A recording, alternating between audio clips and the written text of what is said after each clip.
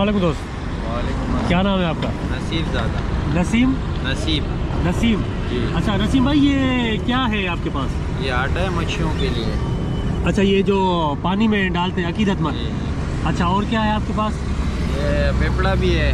अच्छा, ये फेफड़ा, ये किस वजह से क्यों डालते हैं ये पानी में लोग? ये सदका करके डालते हैं। अच्छा, हाँ, मच्छियों के लिए भी और मच्छियों परिंदों के लिए भी, परिंदों के। यानी रोजाना बैठे रहते हो? हाँ, रोजाना बैठे। सही सही। और ये आप कहाँ से लाते हो? हाथ के बनाते हो? हाँ, ये गूंद के आटा गूंद के बनाते हैं। अच्छा, ये आटा गूंद के बनाते हो, सही। और ये किलो के हिसाब से लेके आते हो या? नहीं, ये प्लेट के हिसाब है। ये कितने की प्लेट है? ये 50। ये 50 की प्लेट है। और ये भी ये 50। 50, जो मर्जी ले बंदा। जो मर्जी।